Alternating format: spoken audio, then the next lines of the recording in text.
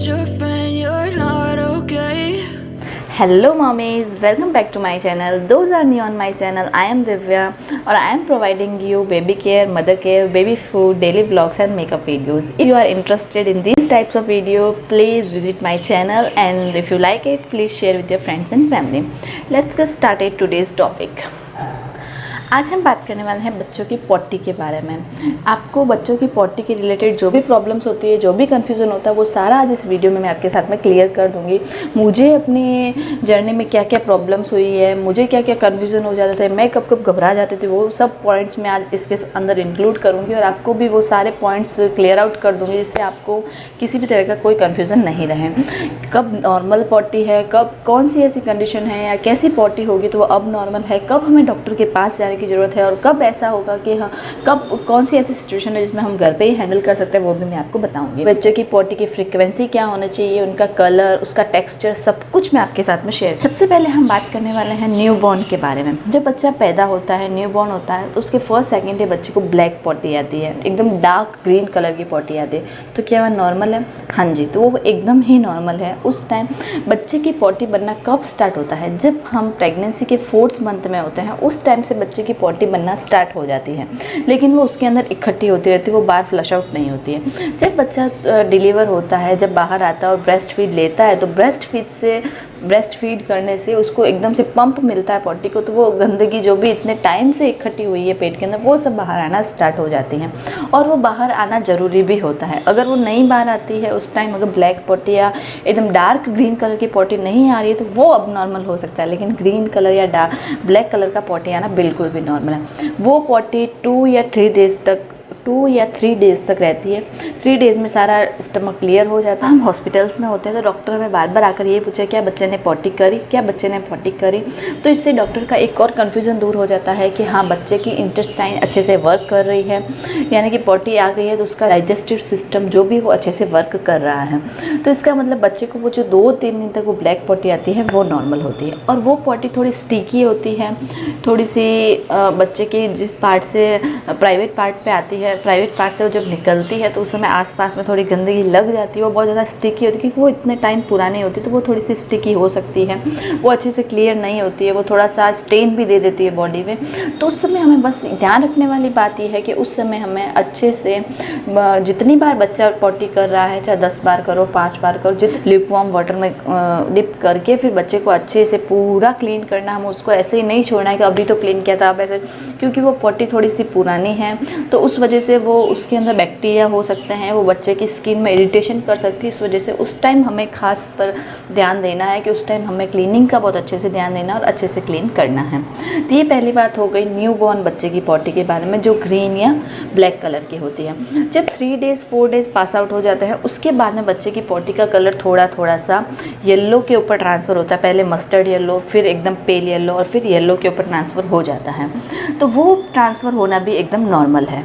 फिर बच्चे की पॉटी का कलर येलो होना भी एकदम नॉर्मल है। अगर 3 दिन या मैक्सिमम 4 दिन के बाद बच्चे की पॉटी का कलर ब्लैक से या ग्रीन से चेंज नहीं हो रहा है तो वो भी प्रॉब्लम वाली बात है। अगर वो धीरे धीरे 1 वीक तक वो लाइट ग्रीन रह सकता है, उसके बाद में वो येलो होना स्टार्ट हो जाता है। तो ये आपको समझ में आ गया, न्यू बॉर्न से लेके पॉटी का कलर चेंज होना कब नॉर्मल है और कब अब नॉर्मल है।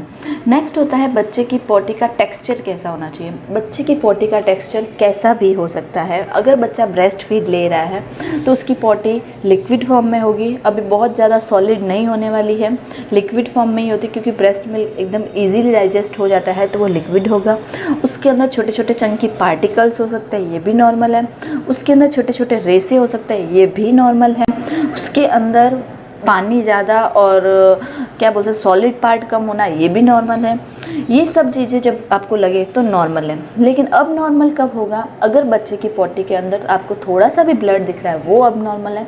बच्चे की पॉटी का कलर वाइट हो गया है, वो अब नॉर्मल है। बच्चे की पॉटी एकदम पेल येलो कलर की हो रही है, वो अब नॉर्मल है। ये सब चीज़ें बच्चे की पॉटी की टेक्सचर में अब नॉर्मल हो सकती है। अगर आपको ये 3 कंडीशन लगे तो हमें डायरेक्ट डॉक्टर से मिलने की ज़रूरत होती है। बच्चों की पॉटी की फ्रीक्वेंसी क्या रहनी चाहिए, बच्चे कितनी बार पॉटी करे तो वो नॉर्मल है और कितनी बार पॉटी करे तो अब नॉर्मल है, कब ऐसी सिचुएशन हो जाती है जब हमें डॉक्टर के पास जाने की ज़रूरत होती है। तो मैं सबसे पहले आपको बताती हूँ कि बच्चों की पॉटी अगर 7 दिन में एक बार आए वो भी नॉर्मल है, एक दिन में 7 बार आए वो भी नॉर्मल है। बच्चों की पॉटी की फ्रिक्वेंसी की कोई ऐसी स्ट्रिक्ट गाइडलाइन नहीं है कि बच्चों ने इतनी बार कर लिया, इससे ज़्यादा कर लिया तो प्रॉब्लम है। बच्चे को हम ज़्यादा पॉटी करते हैं, डॉक्टर के पास जाते हैं तो डॉक्टर हमें यही सजेस्ट करते हैं, अगर बच्चे 25 to 27 टाइम्स 30 टाइम्स ही अगर दिन में पॉटी कर रहे हैं तो वो भी नॉर्मल है। आप उसको लूज मोशंस वगैरह नहीं बोल सकते, बच्चों का 30 टाइम्स तक पॉटी करना नॉर्मल है। अगर हम जब भी बच्चे को फीड करवाते हैं, ब्रेस्ट फीड करवाते हैं और बच्चा तुरंत पुप कर देता है, तो तुरंत पॉटी कर देता है, तो वो नॉर्मल है। क्योंकि ब्रेस्ट मिल्क में इतना कुछ हैवी पार्टिकल या इतना कुछ हैवी नहीं होता डाइजेस्ट करने के लिए, वो इजीली डाइजेस्ट हो जाता है और जल्दी से बच्चे को पॉटी आ जाती है। तो जितनी बार बच्चा फीड करता है उतनी बार पॉटी कराए तो भी नॉर्मल है। बच्चा अगर 7-8 दिन में, मैक्सिमम 7-8 दिन, इससे ज़्यादा होने पे हमें डॉक्टर से मिलना चाहिए। अगर 7-8 दिन में एक बार पॉटी करा तो वो भी नॉर्मल है। लेकिन अगर बच्चे को पॉटी बहुत ज़्यादा पतली यानी कि सेम पानी के जैसे ओनली येलो वाटर निकल रहा है तो प्रॉब्लम है। अगर फ्रीक्वेंसी की बात मैंने आपको कर ली है, टेक्सचर की बात कर ली है, कलर की बात कर ली है, अब मैं आपको बता दूँ कौन सी कंडीशन नॉर्मल होगी और कौन सी कंडीशंस अब नॉर्मल होगी। बच्चा जब पॉटी करता है बहुत ज़्यादा ऐसे मरोड़ खा रहा है, बहुत ज़्यादा प्रेशर लगा रहा है और बच्चे को पॉटी जब हम निकल रही तो देख रहे हैं एकदम स्मूथली है, एकदम लिक्विड फॉर्म में, बिल्कुल उसके अंदर ब्लड वगैरह नहीं है, कॉन्स्टिपेशन जैसे कॉन्स्टिपेट हुई हुई पॉटी नहीं है, तो वो एकदम नॉर्मल है। बच्चे का ऐसे मरोड़ खाना वो सब कुछ नॉर्मल है।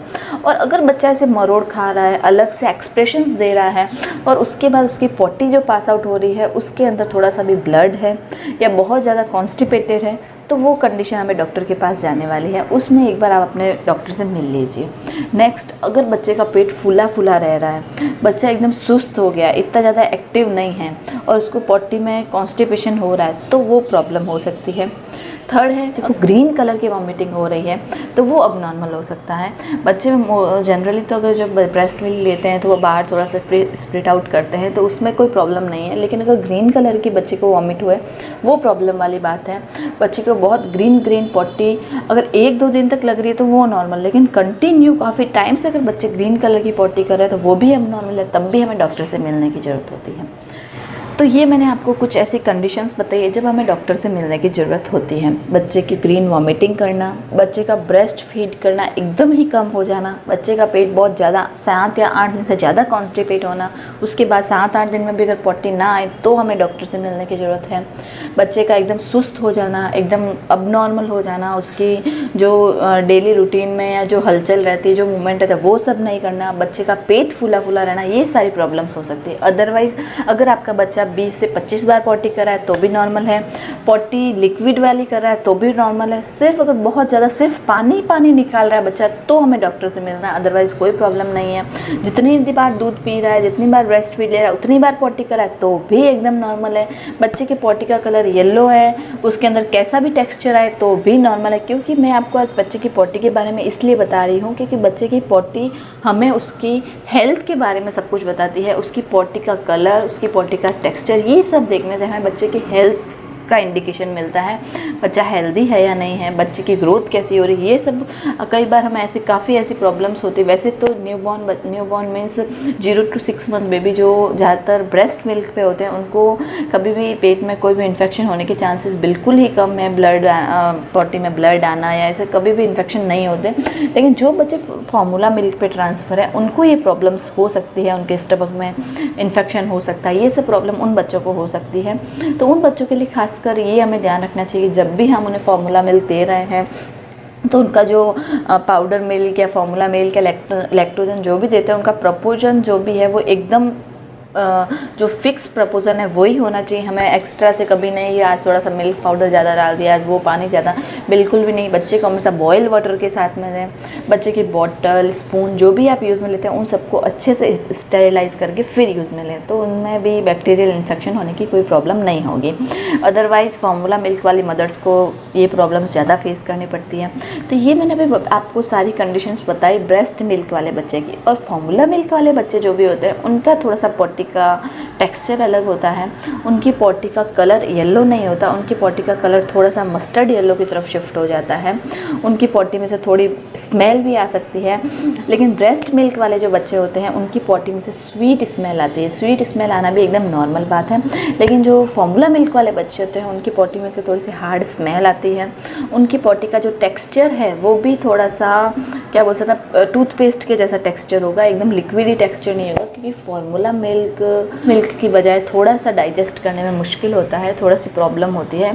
तो इस वजह से उसकी पॉटी थोड़ी सी हार्ड हो सकती है। और ज़्यादा कॉन्स्टिपेशन की जो प्रॉब्लम है वो फॉर्मूला मिल्क वाले बच्चों में ज़्यादा होगी, ब्रेस्ट मिल्क वाले बच्चों में हमेशा कम होगी।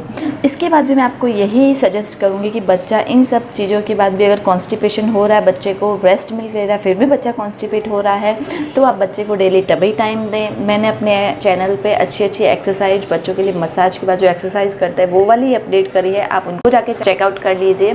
कॉन्स्टिपेशन हो रहा है तो वो भी ख़त्म हो जाएगा। और 6 मंथ तक तो हम यही सब कुछ कर सकते हैं। लेकिन अगर 6 मंथ से बड़े बच्चों में प्रॉब्लम्स हो रही है, बच्चे को कॉन्स्टिपेशन ज़्यादा रह रहा है, तो उनको कितना फाइबर रिच फ्रूट देना चाहिए, कितना वाटर देना चाहिए, कितना मिल्क देना चाहिए, वो सब के लिए मैं एक अच्छा सा वीडियो आपके लिए अपलोड करने वाली हूँ। और कौन सी गुट्टी, कौन सा हम घरेलू उपचार उनके लिए कर सकते हैं वो भी मैं आपको नेक्स्ट वीडियो में ज़रूर बताने वाली हूँ। ओके मॉमीज़, अगर आपको ये सीरीज़, ये वीडियोज़ पसंद आ रहे हैं तो please like, share and subscribe. Bye.